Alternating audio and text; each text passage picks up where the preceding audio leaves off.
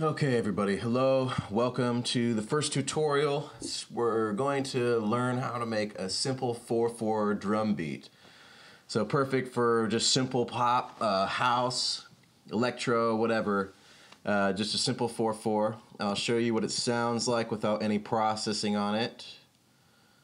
So here's the drum beat by itself.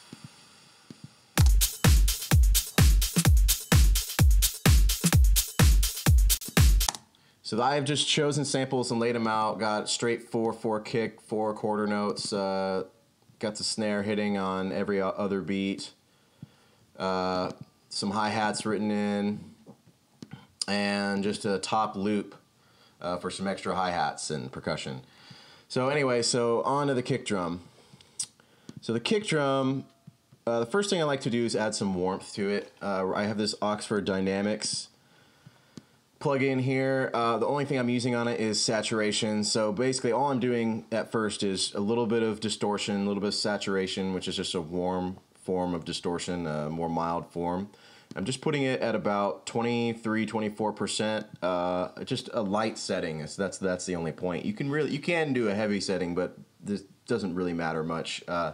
Warmth and saturation just help the sound, make it a little bit nicer. It usually sounds good to saturate anything on the low end, and the kick drum is, of course, has a lot of low frequencies in it, so it sounds good to beef it up a little bit with warmth. So that's what I did there. I don't think you can even hear it probably on the video, but I'll try. So here's it with and without the warmth. Here's without.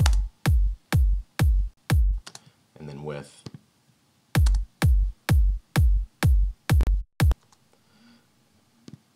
So anyways, the next thing I did is, and what I always do is EQ. So you pretty much are always going to need to EQ your kick drum. I mean, you don't have to, but if you want things to come through sounding clean, you need to EQ it. So right off the bat, every time I cut at 150 hertz. You're going to cut everything in your song somehow at 150 hertz. You generally don't want 150 hertz anywhere in your song. There's a few exceptions, but for the most part, it's just muddy. It doesn't sound good. It doesn't sound like music. So it just gets cut out. Especially if you want things to be big, upfront, and loud, which is how most music is these days. You do not want much going on at 150. The next thing I did was cut some mid-range out. I have a dip around 500. It doesn't really matter exactly where this is, as long as it's somewhere in the mid-range. Drums don't want too much mid-range energy, especially in the kind of like around 500 to 800 hertz area. You want to get rid of that, at least reduce it. It just cleans everything up.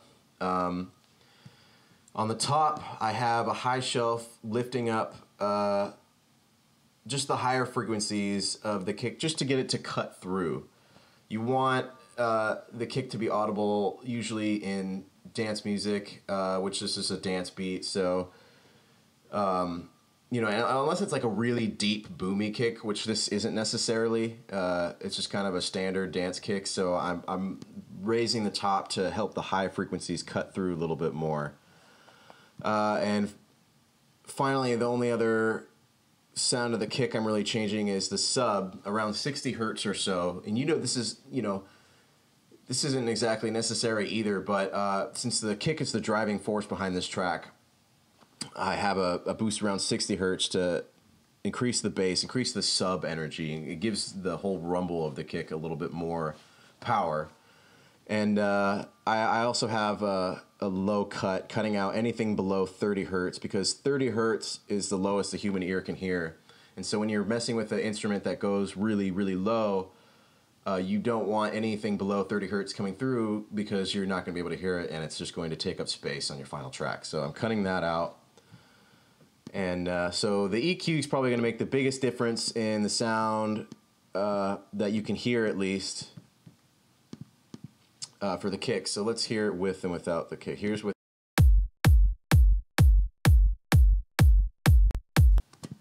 And here's with.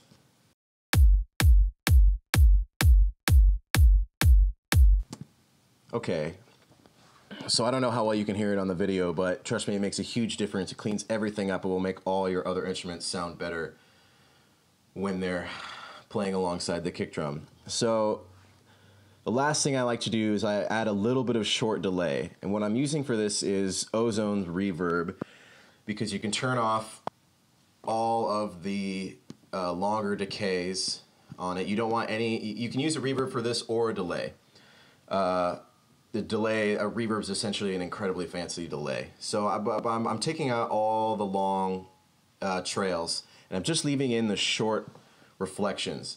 So that's basically the sound that, if you're in a room, the sound bounces off the wall and immediately comes back, and then it stops bouncing. Basically, that's what early reflections are. So just having those in. The wet, you do not need to make it very wet. It's just a light effect. If you have it, I'll show you what it sounds like when you turn it up a lot. It sounds like this. So it doesn't sound great. It's too much bouncing in it. You just need just enough. Down to 3% sounds fine here. You just need just enough to hear the effect. You don't want the effect to be overpowering by any means, just enough to change the sound. And it really has a huge effect on dance music kicks. If you're using dance music, it gives the kick so much more power than it would have otherwise, and it doesn't make it sound all dry. It makes it sound like it's actually kicking into something. It's actually kicking in a room. It's not like reverb, where it's ringing out and muddying up your track. It's just quick, it's done, and it sounds great. So let's listen to the kick without anything on it. This is it dry. And then this is it with all the effect.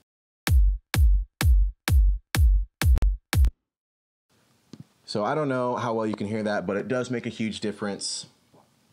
All right. Moving on to the snare.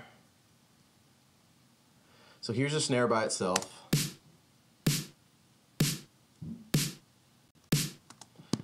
And all I've done to this snare really is EQ. So I've cut out more mid-range here. Snares usually sound good getting cut around 800 or so. You know, it's really up to interpretation. You can really cut anywhere between like 300 and like 1,500. It's up to you. You can cut all of it and it would probably sound fine. You just want a little bit of oomph around 200 or so to give it some weight, and you want the top end to cut through.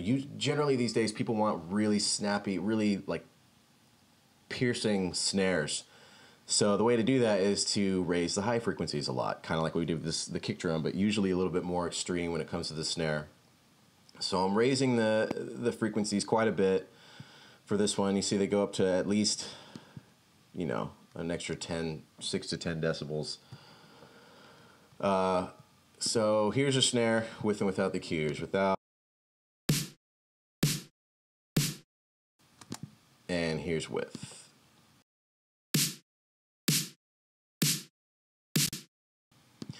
So really all we're doing, oh yeah, and I cut out everything below 200 hertz. You want to cut the bottom end out of pretty much everything that doesn't have bass. It just cleans everything up. You're always going to want to cut out, and you see how I don't have really much 150 hertz here either. It's gone. It just muddies stuff up. So everything below 200 is cut here. You can bring a snare down to 150 maybe, depending on how much weight you want, how like heavy you want the snare to feel. But since the snare is only hitting the same time as the kick, that's not necessarily necessary in this song. If you're doing dubstep, where the snare will be hitting by itself and it needs a lot of weight to it, you can add some more power down there. But for here, it sounds fine as it is right now. So onto the hi-hats. I just got a short little hi-hat loop. There, just a few different samples going on. Let's listen to it by itself. All right, super interesting. Okay, so again, all I did for this was EQ.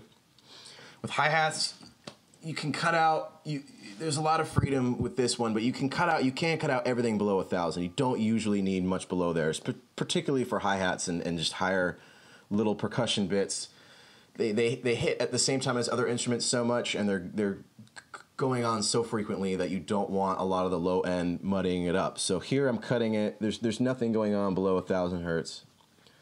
And the only other thing I've done is I've attempted to cut some of the harsh sound out of the hi-hats. Hi-hats get really harsh, particularly when you're finishing up your mix and you've compressed everything multiple times. The hi-hats come through and they're piercing. So it's good to kind of preemptively attack that and just try to cut any harsh sounds you hear out of it. And the harsh sounds can be pretty much anywhere from like 3,500 to 10,000. You know, it just depends on what hi-hats they are and what kind of track it is. So just for the sake of this video, I've just put it somewhere in the middle around 5,000. Usually doesn't hurt to cut around 5,000 if you're unsure. If anything, it'll at least clean it up a little bit. So that's about all you do for hi-hats. You can raise the top crispy stuff a little bit if you want. I wouldn't always recommend it because, like I said, that's the kind of thing that you end up doing later in a mix a lot anyway, so it's not always necessary to do that at this point. So here's hi-hats with and without the EQ. Again, I'm not sure how well you'll be able to hear it, but let's...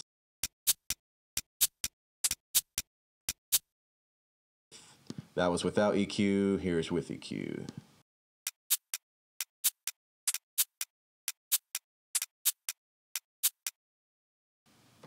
Okay, so the last thing I have is just a loop. It's just it's audio. It's not MIDI. I didn't write these notes in. It's just a sample that I found that just sounds like this. And all I've done is I've done pretty much the same kind of EQ as you do with the hi-hats, because this is mostly hi-hat. This loop actually has a snare in it, but I don't really care about the snare coming through that well. I already have a snare, and it's got all the weight I need and all the punch to it. So I'm just cutting everything below 1,000 again, just to get the higher frequencies through, just to get a little bit more top energy. And again, I'm cutting some of the harsher frequencies out. So yeah, it's real simple. So let's hear that with and without the EQ.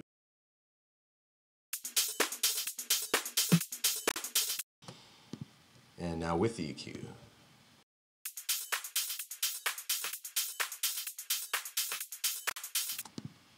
So you can hear everything's just a bit cleaned up there.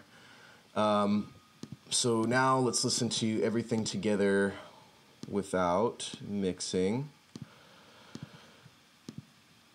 All right.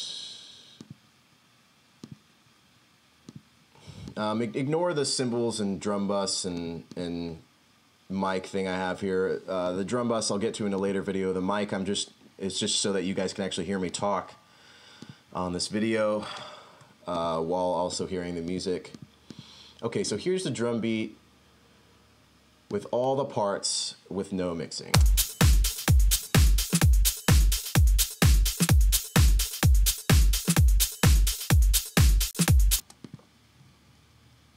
And all right, so let me turn everything back on. Mixing on. All right, so here's the drum beat with mixing.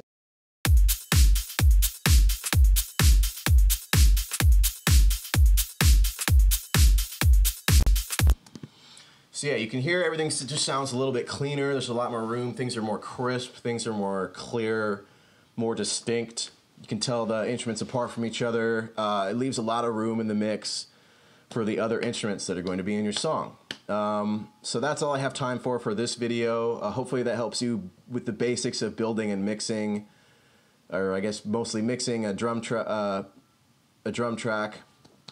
In the next video, I'll show you how to bus all of these together and what the point of that is and why we do that and why it sounds good. So till next time.